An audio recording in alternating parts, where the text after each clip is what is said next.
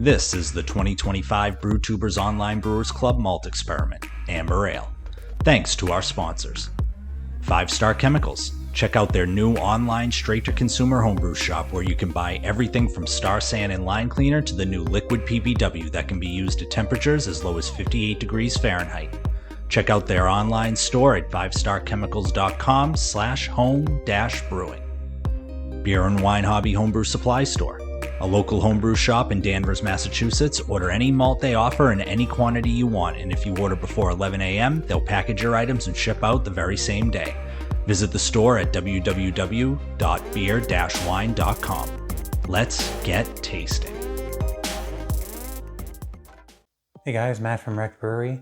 Let's get this party started. We're going to do the Brewtubers Malt Experiment. This is the 2025 Brewtubers Malt Experiment, where we all brewed the same amber ale. I'll leave the recipe card up here somewhere for everybody to check out.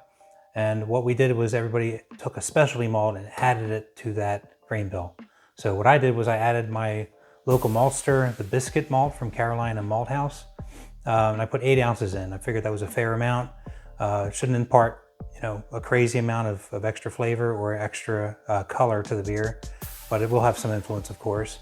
Carolina Biscuit malt, you can use up to 15%, and what it contributes to the beer is supposed to be like a freshly baked baguette flavor, or what they call a sweet underside of a cookie. I've used it a few times in a couple of my beers, and I really do like this malt. I'm definitely gonna have to restock on it because I only ordered a little bit of it just to try it, and certainly have chewed through it lately. So it's definitely gonna be trying this malt out in a bunch of other beers, but I wanted to try it in this one because I just felt like it was a good contributor to an amber ale. And to be fair with everybody else with their reviews, I'm doing mine from a extra can that I have, just so that we have a good baseline. All these beers I'm going to sample out of the cans or bottles that I got them in. Let's go ahead with the pour here. Of course, this has been sitting in my fridge for quite a while, and I've already kicked the keg. This has been a really nice beer, so I've been enjoying on it. Just to talk a little bit about this, again, I put 8 ounces of the Carolina Biscuit malt in this. And I got all my information on the can, so I don't need to look at my notes. The ABV on this is 5.6%. I did brew it back in June, of course. That's when everybody else brewed theirs. This was canned in the middle of July. Mash pH was 5.37. We mashed it at 154, fermented it at 70 degrees. It started out at 1050 and it came down to 1007, so it did dry out pretty good. Very, very clear beer. Of course, it's been in my fridge, hasn't been traveling, anything like that. I don't have a pour cam, so I'm just gonna go ahead and bring this up to the camera here for you. You can see right through there, right to the kettles. Carbonation, at least on my can, looks like it's maybe about average, maybe a little on the low side actually.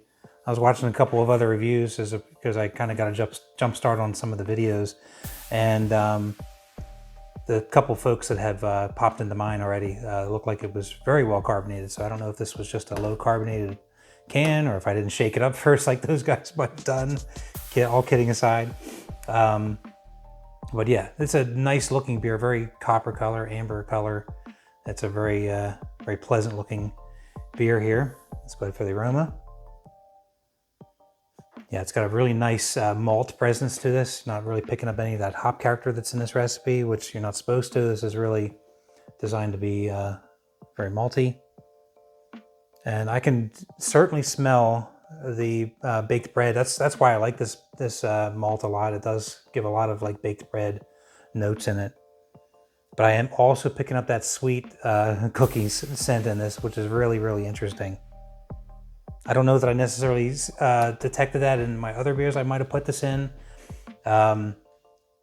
Maybe I just didn't put enough in those beers, I don't know. But or maybe just happened to be the malt bill that this plays really nicely with. But that's very, very pleasant. It's got a nice sweet smell to it, actually. I like that. All right, cheers.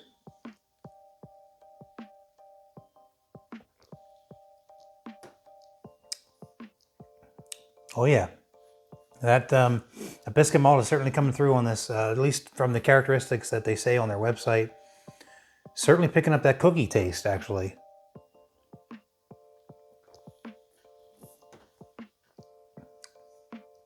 Yeah, it's really good. Complements the rest of this malt bill very nicely. It's got a good sort of a little bit of toastiness to it, some bready notes, of course, and that cookie.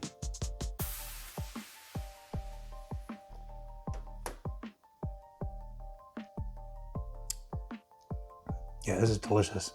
I mean, again, to be fair, I've already kicked the keg. Now, I don't drink beer all that often, but I did ship off quite a few cans. I did also share some with some friends and family, and company that's come over here has helped me polish off the keg. So it's been a good one, and I'm really looking forward to whatever our next experiment will be. This one turned out really nice.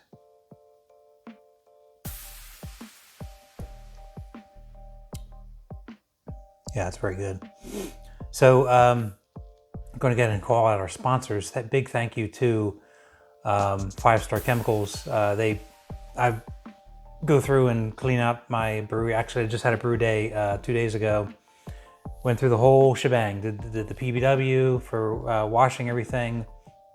I did the Sani Clean to give it a final rinse, and I did a Star San on some of the other equipment like my kegs and things. Very good cleaning supplies. Definitely, if you're not already, I think pretty much every home brewer these days is doing this, but if you're not, get on board because they're top-notch products. Also, thank you to Beer and Wine Hobby, the official homebrew store of the Brewtubers. All of us ordered the ingredients from there. That way, at least, even though we had a different specialty malt that we added in, the base recipe should be pretty much the same. We've all gotten our sourced our ingredients from the very same place. So really, this helps a lot with figuring out the difference between these. So I'm calling this my baseline because it's my first that I've tried. From here out, I'm just going to pull whatever is in the fridge in the order that they're there, and I can kind of compare off of this. So we're supposed to rank these. Got a head start. We'll see how long that lasts. So of course, Myrtle Beach Baked Buns, which is my amber ale for this experiment, is now first. And yeah, we'll see how long that lasts. But until the next review, go ahead and leave it there. If you haven't already, check us out at brewtubers.com. Do fun things like this. And we also have a Discord full of lots of knowledgeable folks. You can jump in there and chat with all of us. So see you guys on the next one. Cheers. Oh, and I almost forgot. I did get a little bit of brew day footage, so I'm going to go ahead and tack that on here at the end. So enjoy. See you later. All right, brew day. Milling up some grains.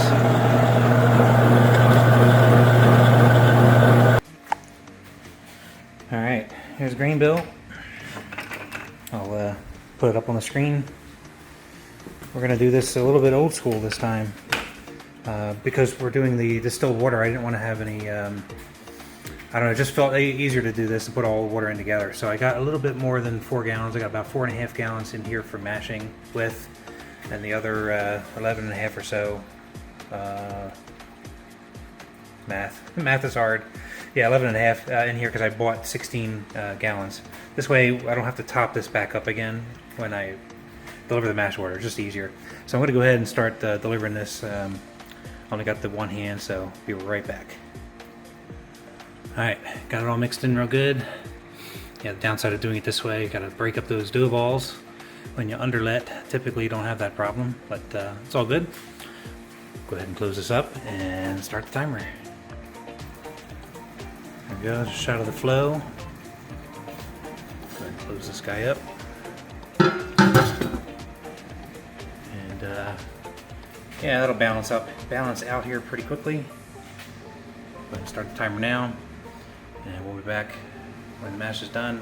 I do believe Nick has this set up for a mash out, so we'll be doing that here towards the end of the mash. But yeah, back soon. Oh, that's pretty good pH for this this beer, so I'll take it. All right, a little bit of an update now. We're sparging. There we go. Got the water coming through the mash tun. And starting to fill up the boil kettle. Got a nice color to it. Yeah, I think this will be good. Alright, got a nice rolling boil going there now. Let's go ahead and start with the hops. Hop schedule for this beer, we got some Magnum at 60 minutes, some Willamette at 30, and some Cascade at 10. So, let's go ahead and start with Magnum. Boom. And we'll start the timer. Alright, we got 30 minutes left on the clock. That means the next hop drop. Boom. Alright, 15 minutes. We're going to do the yeast nutrient and the Whirl Flock tablet. Sticky, sticky, sticky. This is 92 degrees today. Not the best day for brewing. Very hot.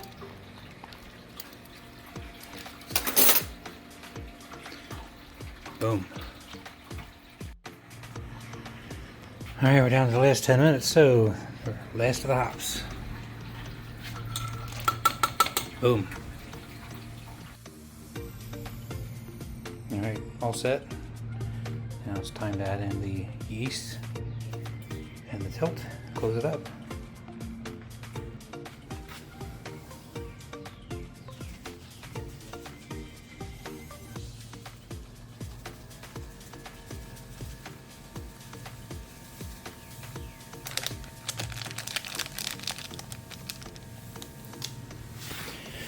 Alright, there's the tilt.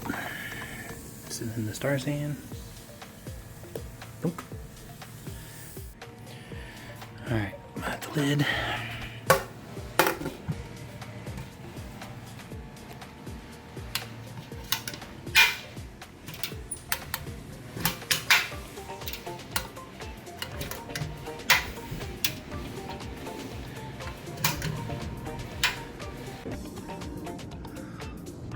Alright, all set. We're currently sitting 78 in there according to the thermometer. We're going to ferment this at 70, so pretty close. And yeast will get a little bit of a warm start. I already got my chamber set to 70, so we're going to go ahead and throw that in there. Alright, there we go, all tucked away, booting up the Raspberry Pi. Got it set to 70. And yeah, see how we go.